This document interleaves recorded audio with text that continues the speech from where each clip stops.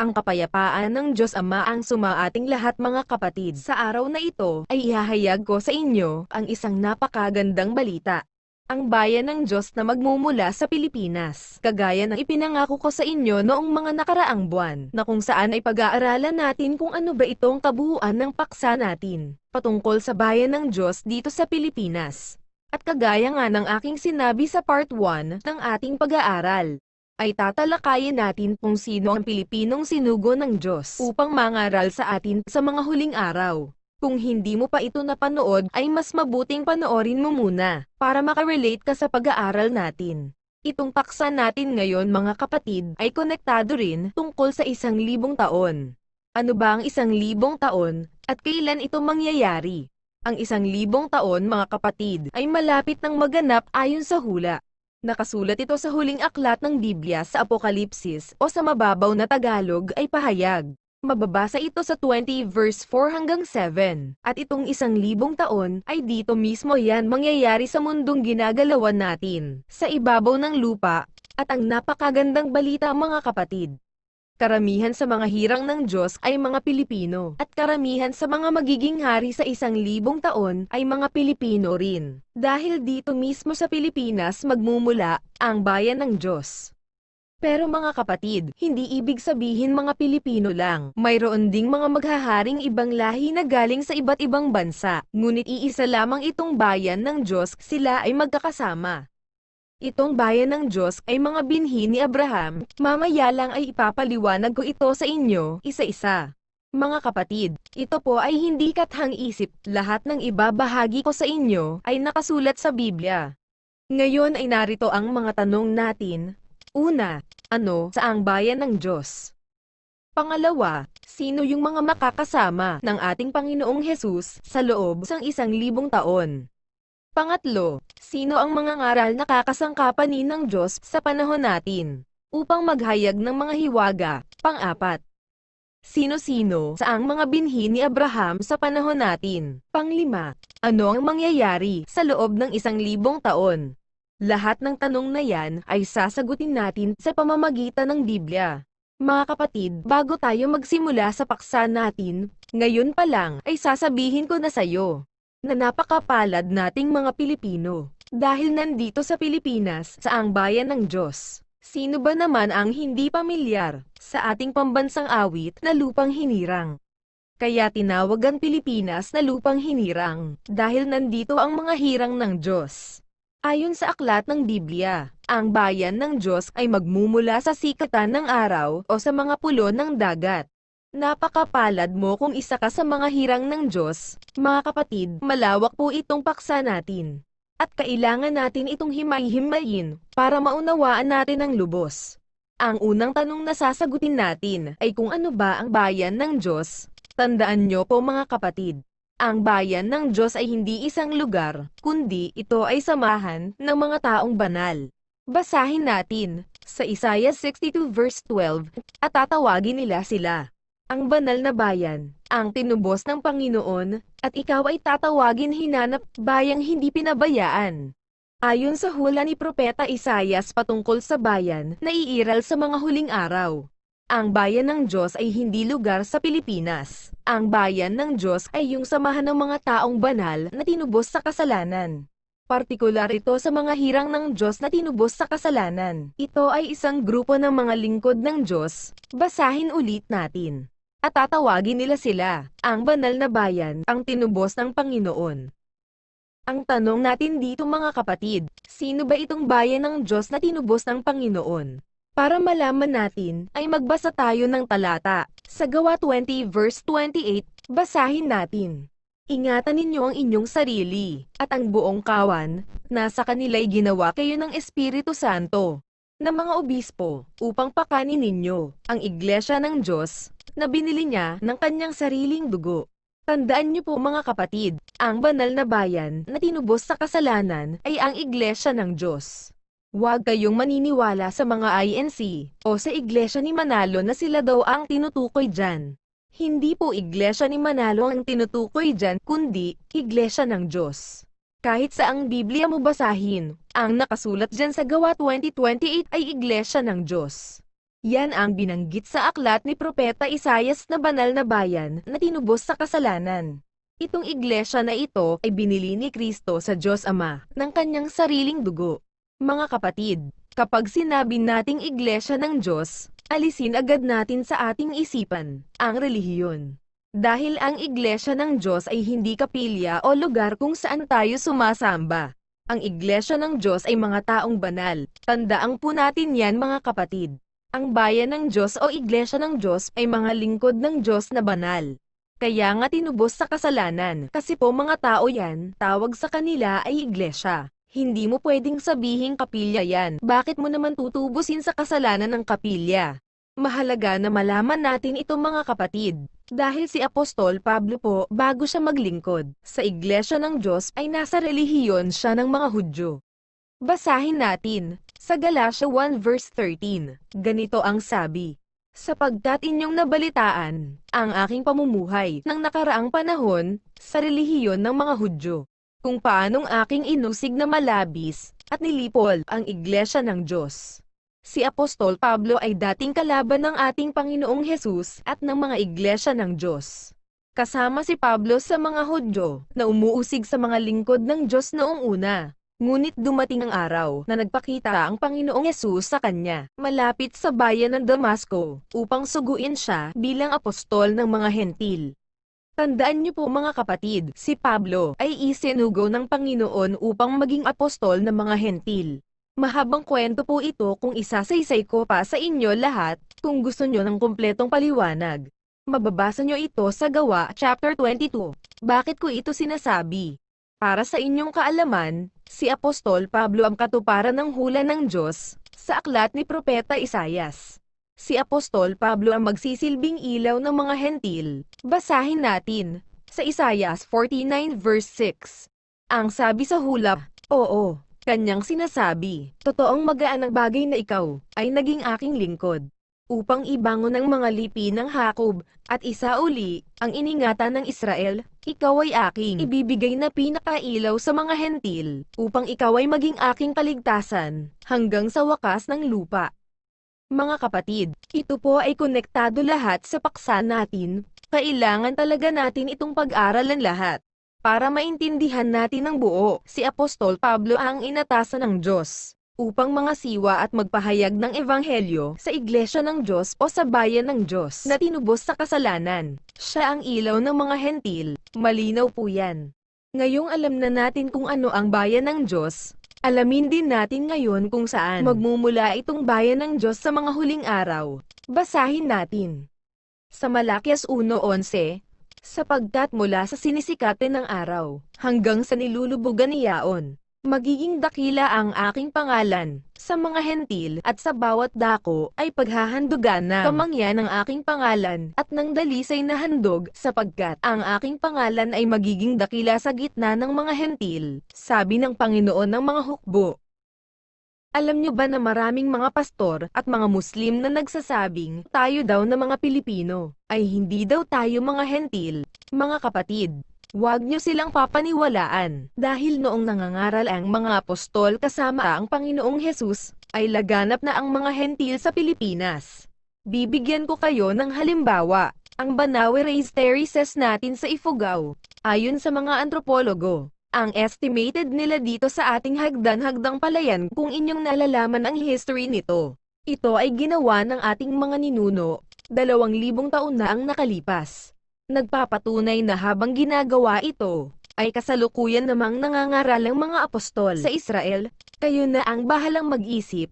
Patunay din ito na hindi pa masyadong laganap ang lahi ni Jacob sa Israel. Ay marami ng mga hentil na naninirahan sa Pilipinas. Ang mga hentil ay galing sa lahi ni Abraham. Hindi lang si Sarah ang asawa ni Abraham. Si Abraham po ay may ibang asawa rin na nagngangalang Setura. Dito nagsimulang lumaganap sa ang lahi ng mga hentil. Para maging malinaw ay basahin natin sa Genesis 25 verse 1 hanggang 2. At si Abraham ay nag-asawa ng iba, at ang pangalan ay Setura. At naging anak nito sa kanya si Zimram at si Joksan at si Madon at si Midim at si Ishbak at si Suwa. 6 po lahat ng anak ni Abraham kay Setura, bukod pa yung anak niya kay Sapra. Dito nanggaling ang lahi ng mga hentil, bukod pa yung kay Ismael. Mga kapatid, tandaan niyo po, si Isaac ay anak ni Sarai, kay Abraham. At ang anak naman ni Isaac ay si Jacob. Si Jacob, mga kapatid, ay nagkaroon ng 12 anak. Ang lahing Israel ay nagmula sa 12 anak ni Jacob. Sila ang mga Israelita o mga Hudyo. Ang mga anak naman ni Abraham kay Setura ay mga hentil. Ibig kong sabihin, lahat ng anak ni Abraham ay mga hentil, maliban sa 12 anak ni Jacob. Sana ay nakasunod ka. Ang gusto ko lang sabihin, mga kapatid, lagana po ang lahi ni Abraham sa iba't ibang panig ng mundo.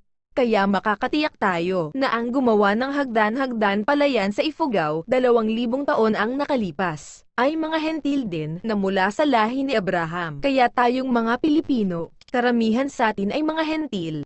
Ang katunayan, Biblia po ang nagpapatunay na ang mga naninirahan sa Pilipinas ay mga hentil.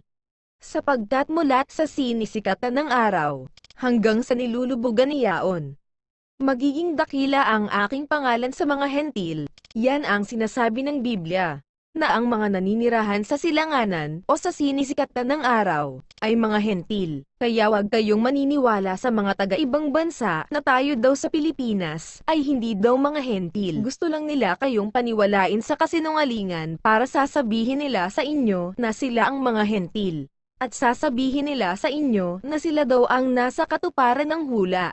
Mga kapatid, mag-iingat po kayo, lalo na sa mga pastor at mga vlogger na nagpapanggap na sila daw ang mga hentil. At sasabihin nila na tayo daw ay mga Hebreyo. Marami pong mga vlogger na mangloloko at ginagamit ang Biblia. Isa itong mahalagang impormasyon para sa ating mga Pilipino. Kaya magsikap kayo sa pagbabasa. Mas makatotohanan ang mensahe ng Biblia kaysa doon sa mga history na ginawa ng mga may dugong Hudyo. Sana ay naiintindihan mo kung ano talaga ang gusto kong sabihin. Ang mga Hudyo ang nagpapatay kay Kristo. Kalaban po natin sila. Kaya mag-iingat kayo. Maraming bola ang propeta sa panahon natin na kung saan ililigaw nila kayo sa maling paniniwala kahit pa ikaw ay hirang ng Diyos. Sapagkat may magsisilitaw na mga bula ang Kristo at mga bula ang propeta at mga agpapakita ng mga dakilang tanda at mga kababalaghan, ano pat ililigaw kung maaari, pati na mga hirang. Huwag kayong magpapaloko, lalo na sa mga vlogger sa YouTube na basta kumita lang ng pera, kahit kasinungalingan ay itinuturo. Balik tayo sa paksa natin, ito mga kapatid, ayon sa hula ng Diyos sa aklat ni Propeta Malakias, mayroon talagang bayan ng Diyos na magmumula sa sinisikatan ng araw. Dapat nating maintindihan na ang tinutukoy dito na mula sa sinisikatan ng araw ay Pilipinas. Hindi lang sa aklat ni Propeta Malakias nakasulat ito, kundi ito rin ang hula ng Diyos sa aklat ni Propeta Isaias. Basahin natin sa Isaias 24 verse 15. Kaya't luwalhatiin ninyo ang Panginoon sa silanganan, sa makatuwid bagay ang pangalan ng Panginoon, ng Diyos ng Israel, sa mga pulo ng dagat. Mayroong mga pastor sa ibang bansa sa ang tumututol sa talatang ito, ayon sa kanilang pahayag. Hindi daw Pilipinas ang tinutukoy dito, kundi ito daw ay silanganan ng Israel. Ang Bethlehem ng Judea po kasi mga kapatid, yan po ay silanganan ng Israel. Para sa mga hindi pa nakakaalam, may silangan din po sa Israel. Pero wag po kayong maniniwala sa kanila na ito daw ay silanganan sa Israel. 100% Pilipinas po ang tinutukoy na ang bayan ng Diyos ay magmumula sa sikatan ng araw o mga pulo ng dagat. Kaya nakasulat sa aklat ni Propeta Isaias na mga pulo ng dagat. Dahil ang Pilipinas po ay mga pulo ng dagat sa silanganan. Kung mayroon kang mga kaibigan na naghahanap ng katotohanan, ay pwede mo rin ipanood ang bidyong ito sa kanila. Ang isa pang katunayan ay sinabi rin ito ng ating Panginoong Hesus sa pamamagitan ng talinghaga. Basahin natin, mga kapatid, maging matalino po tayo sa pakikinig. Ang sabi sa Lucas 19 verse 12, sinabi nga niya, isang mahal na tao ay naparoon sa isang malayong lupain upang tumanggap ng isang kaharian na ukol sa kanyang sarili at magbalik. Isang mahal na tao, ang Panginoong Hesus po yan. Ang Panginoong Hesus ay pumaroon sa malayong lupain At ang tinutukoy na malayong lupain ay yung nasa hula sa aklat ni Propeta Isayas, na mga pulo ng dagat. Ang bayan ng Diyos na mula sa sinisikat din ng araw. Pilipinas yan mga kapatid. Sinabi dito, upang tumanggap ng isang kaharian, na ukol sa kanyang sarili at magbalik. Tandaan niyo po mga kapatid, mayroong kaharian ng ating Panginoong Hesus, na kung saan dito mismo magmumula sa Pilipinas. Nangyayari na po ito ngayon. Naghahari na ang ating Panginoong Hesus sa kanyang bayan. Ang pinaghaharian ay ang mga taong banal. Ito yung binasa natin kanina na banal na bayan, na tinubos sa kasalanan. Ito ang Iglesia ng Diyos, hindi po yan kapilya o lugar na pinagsasambahan. Yan ay mga hirang ng Diyos, na magiging hari sa 1,000 taon. Balikan po natin yung talata.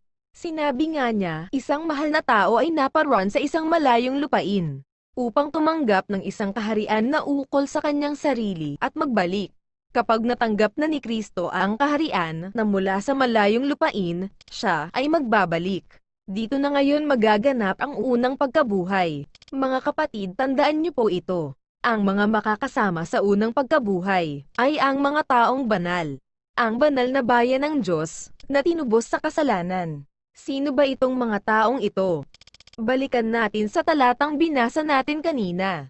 Ingatan ninyo ang inyong sarili at ang buong kauwan na sa kanila'y ginawa kayo ng Espiritu Santo na mga obispo upang pakanin ninyo ang Iglesia ng Diyos na binili niya ng kanyang sariling dugo.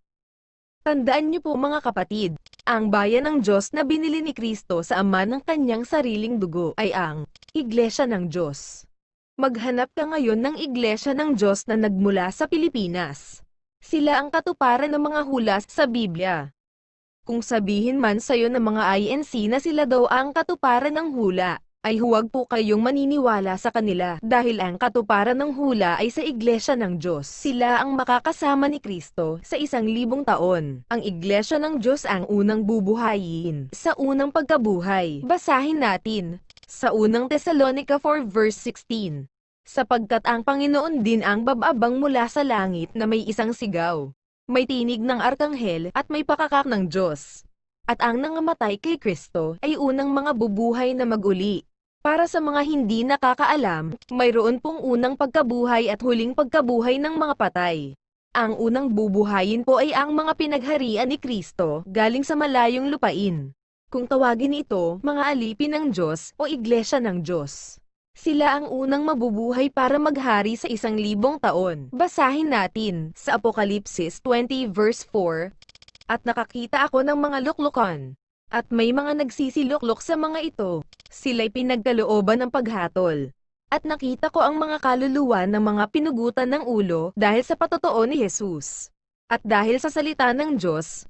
At ang mga hindi sumamba sa hayop o sa kanyang larawan man. At hindi tumanggap ng tanda sa kanilang noo at sa kanilang kamay, at sila'y nangabuhay. At nagsipagharing kasama ni Kristo sa loob ng 1,000 taon. Kung mapapansin nyo dito, nakasulat, at sila'y nangabuhay. Dahil yung iba dito ay patay. Literal na patay pero buhay naman espiritual. Binuhay sila o bubuhayin sila sa unang pagkabuhay. Sila yung mga hindi tumanggap ng tanda sa noo at sa kanang kamay. Napag-aralan na po natin yan noong mga nakaraang buwan. Ang sabi sa talata, at ang mga hindi tumanggap ng tanda, ay nagsipagharing kasama ni Kristo sa loob ng 1,000 taon. Masaya tayo dahil kahit mahihirap tayong mga Pilipino, ang Pilipinas ay pinili ng Diyos upang maghirang ng mga taong banal at makasama siya sa 1,000 taon. Mga kapatid, hindi ko ugaling mag-promote ng samahan. Ang gusto ko lang ay sabihin sa inyo ang katotohanan. Dahil hindi na rin namin matiis na ang mga kababayan naming Pilipino, karamihan sa kanila ay naloloko ng mga pastor na nagpapanggap na sugo. Kung gusto nyong mahanap ang katotohanan at makasama ang ating Panginoong Hesus sa loob ng 1,000 taon, dapat ay hanapin mo ang Iglesia ng Diyos na nagmula sa Pilipinas. Ito ang katuparan ng hula sa mga huling araw. Ito ay umiiral na ngayon sa panahon natin. Baka nga isa ka pa sa mga umuusig dito. Pero ganun po talaga. Hindi po mawawala sa ang mga pag-uusig ng ating mga kaaway sa sanglibutan. Ito ay kasama rin sa hula si Kristo man ay pinag-usig din. Sa Juan 15 verse 20, ganito ang sabi, alalahanin ninyo, ang salitang sa inyo ay aking sinabi. Ang alipin ay hindi dakila kaysa kanyang Panginoon, kung ako'y kanilang pinag-usig. Kayo man ay kanilang pag-uusigin din kung tinupad nila ang aking salita, ang inyo man ay tutuparin din. Kung kasama ka sa iglesia ng Diyos at nagtitiis sa mga pag-uusig, ay walang duda na kasama ka sa kaharian ng Diyos sa 1,000 taon. Basahin natin sa Apokalipsis 2 verse 26, at ang magtagumpay at tumupad ng aking mga gawa. Hanggang sa katapusan, ay bibigyan ko ng kapamahalaan sa mga bansa. Si Kristo po ang nagsabi niyan. Bibigyan ka niya ng kapamahalaan sa mga bansa. Kung kasama ka sa mga nagtitiis ng mga pag-uusig at tumutupad ng utos ng Diyos sa iglesia ng Diyos. Bago tayo magtapos mga kapatid, gusto ko lang ipaalam sa inyo, ang mga kwalipikado. Sa 1,000 taon ay ang mga nakatanggap ng bautismo sa loob ng iglesia ng Diyos. Tayo po ay mga hentil, at ang apostol natin ay si Pablo, at ang samahan na pinangangasiwaan ni Apostol Pablo ay iglesia ng Diyos, hindi po born again, lalong hindi iglesia katolika o iglesia ni Manalo. Bahala na po kayo kung magagalit kayo sa akin. Pero para di naman ito sa ikakabuti nyo. Kung nakatanggap ka ng bautismo sa born again o sa iglesia ni Manalo o kahit sa katoliko, ay hindi po yan ang tunay na bautismo. Ang tunay na bautismo po ay sa loob ng iglesia ng Diyos. Basahin natin sa Efeso 4 verse 4 hanggang 5. May isang katawan at isang espiritu. Gaya naman ng pagkatawag sa inyo sa isang pag-asa ng pagtawag sa inyo, isang Panginoon. Isang pananampalataya, isang bautismo. Ayon kay Apostol Pablo, isa lang po ang tunay na bautismo na dapat nating matanggap. Yan po ang bautismo sa iglesia ng Diyos na tinubos sa kasalanan. At ang iglesia na yan ayon sa hula ng mga propeta, yan ay iiral sa mga huling araw. At natutupad na yan ngayon. Mahalaga po ang bautismo sa iglesia ng Diyos. Basahin natin. Sa Juan 3 verse 5, sumagot si Jesus, katotohanan, katotohanang sinasabi ko sa iyo, maliban na ang tao'y ipanganak ng tubig at ng espiritu, ay hindi siya makapapasok sa kaharian ng Diyos.